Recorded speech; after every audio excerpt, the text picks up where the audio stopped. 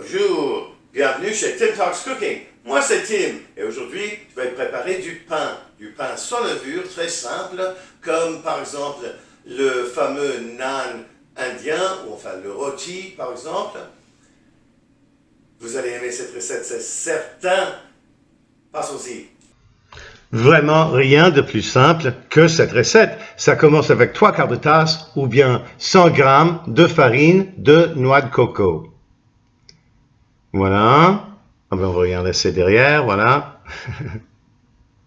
Et c'est ça. Ensuite, une cuillère à soupe et demie, soit 15 grammes de balles de psyllium en poudre. On va les mélanger. Ce n'est pas nécessaire. On peut mélanger les ingrédients un peu n'importe comment. Je l'ai essayé de plusieurs manières. Et voilà. Après, je vais mettre une bonne pincée de sel. Voilà. Et ensuite, 2 tasses, soit 500 millilitres d'eau. D'eau froide du robinet, quoi. Et on le mélange. Vous allez voir que la farine de noix de coco est super absorbante. Vous voyez qu'au fur et à mesure que je mélange les ingrédients, ça commence déjà à s'épaissir. D'ailleurs, assez sérieusement, regardez-moi ça là. Hein? Et ça devient de plus en plus épais. Et voilà. Nous allons laisser reposer pendant une quinzaine de minutes. Une fois les 15 minutes passées, voilà notre pâte. On va la sortir du saladier.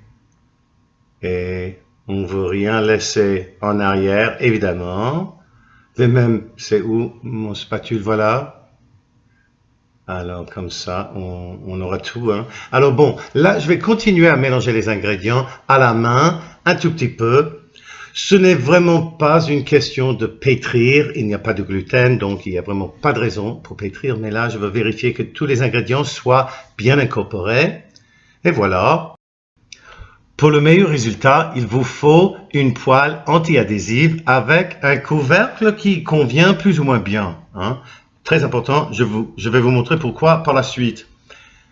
Il faut aussi préchauffer cette poêle pendant au moins 3 minutes à feu moyen. Comme vous voyez, j'ai divisé ma pâte en 6 portions et voilà, je vais les mettre à côté, ceux-là, afin de travailler avec celui-ci.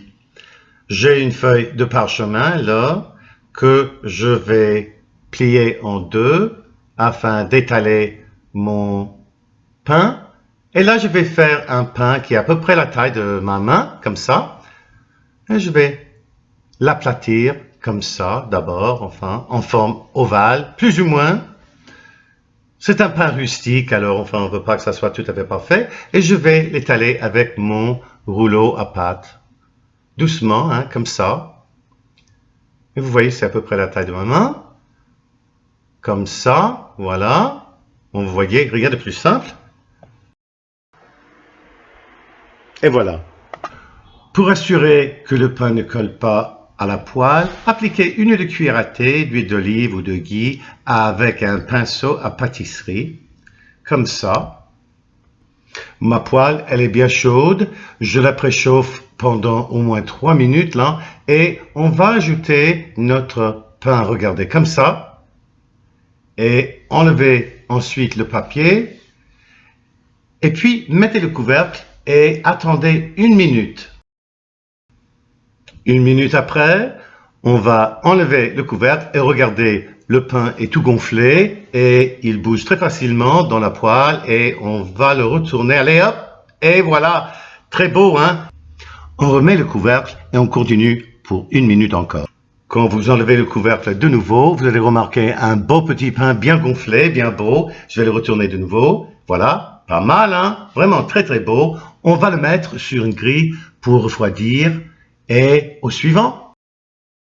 Bon ben on va le goûter. Hein. Moi j'y ai mis un tout petit peu de beurre Kerrygold, enfin ce beau beurre d'Irlande, très très bon, avec un tout petit peu de confiture au bleuet et aux graines de chia. Je vais mettre le lien sur l'écran et aussi dans la description.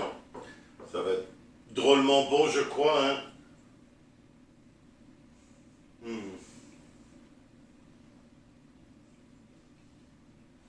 C'est vraiment très très bon. En fait, le pain ici, ça a un goût plutôt neutre. Enfin, ça n'a vraiment pas énormément de goût. L'essentiel, c'est ce que l'on met dessus. C'est une sorte de surface finalement. J'espère que vous allez essayer cette recette. J'espère aussi que vous allez vous abonner à ma chaîne. Cela m'aide à développer ma chaîne et cela vous aide à retrouver mes vidéos, surtout si vous cliquez sur la cloche de notification. J'aimerais bien ça que vous likiez cette vidéo, que vous la commentiez, que vous la partagiez surtout chez Facebook. Merci d'être avec nous chez Tim Talks Cooking. À la prochaine!